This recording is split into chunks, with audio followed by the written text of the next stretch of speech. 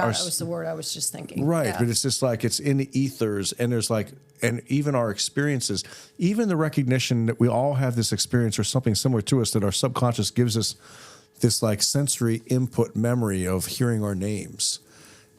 Have you ever talked to anyone about that? I've never talked to anybody about that until I started, there's some of these things I never talked about with anyone until therapy. You know? Yeah, like I'm not trying to trauma dump. I'm just saying that, like, you know, my father committed suicide when I was 34, and it was a very, very painful day. Yeah. And that's shaped me. Right. You know, because it gives me a profound appreciation for mental health. Right. And treating people with mental health, and that to not discriminate, right, and to have compassion and understanding that the brain's an organ, right? It's like any other organ that's being it's not just the brain, it's also the neurology. It's like the vagus nerve. It's and then it's like the thought. We still don't know where thought is. I feel like there's still some questions as to whether or not we know where thought and experiences are really stored when you talk about I know. So I guess the where I was going with that is, you know, when we break our leg, if we had most of us have had had a leg that worked properly before it got broken. So you know what healing is because you remember what it was like to walk. Yeah. You get the cast off. It's like, woo. Some of these psychological wounds happen to us before we're even cognizant.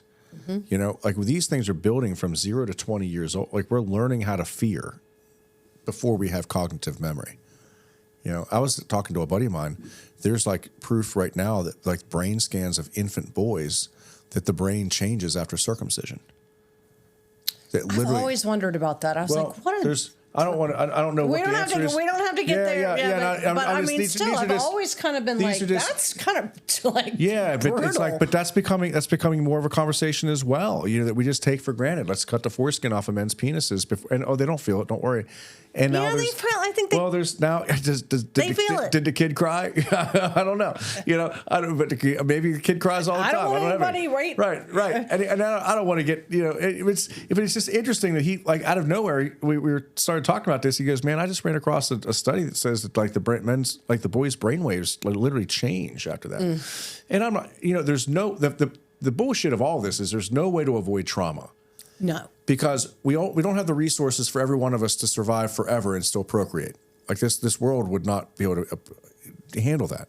Right. You know, and we're not able to make it to Mars yet. 2, we haven't even figured out how to become immortal. We're going to have to die. And so life fears death. Like it fears death. It fears not going on. Right.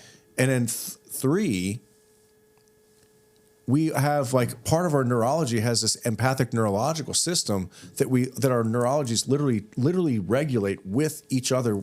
As soon as we are together in proximity, now there's a regulation. We now can recognize that. There's a social engagement system. Like my neurology is regulating off of yours. I'm feeding into your facial expressions and vice versa. And so until those things completely go away, then trauma is never going to go away. Right. Because you must learn to fear death, physical harm. Like all these people that have those, they don't feel pain. Right? Right. Right. And it's like a whole issue. You don't feel pain. And now there's all the consequences that you now have. Yeah, the hot stove, right? Right.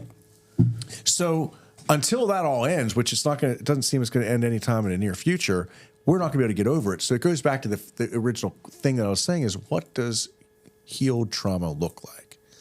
And the best I can, and I'm not there yet because so often I don't do it.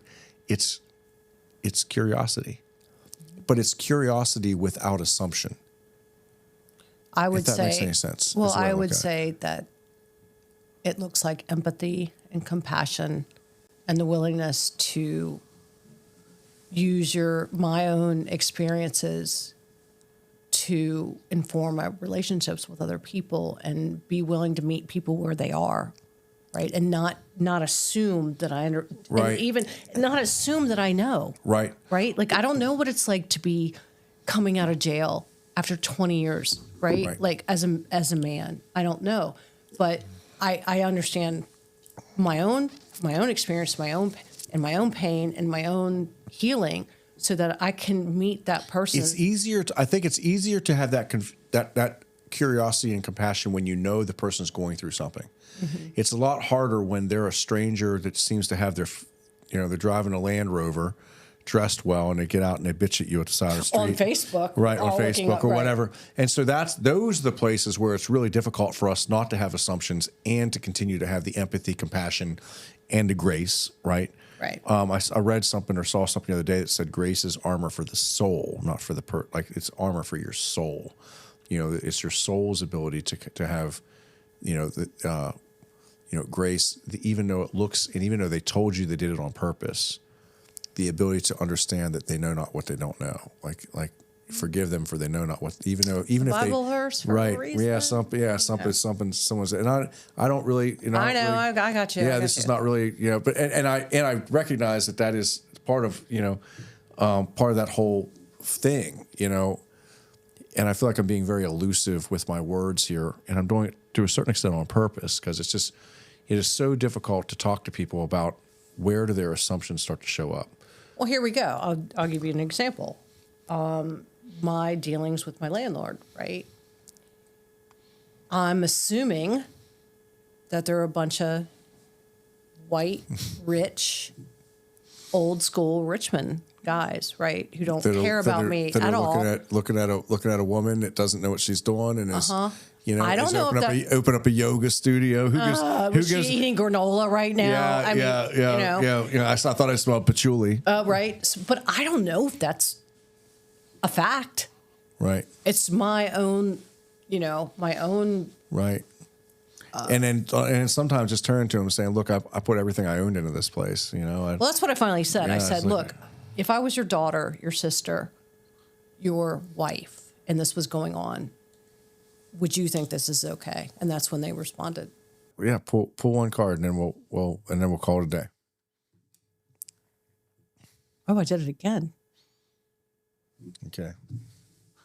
Wheel of Fortune. This is 10, and then this is the final bit. What is this? Is this for all the? It's for all the money. This is for all the money. Okay. Someone out there is just like, I know what this card means. Here we go. Ha!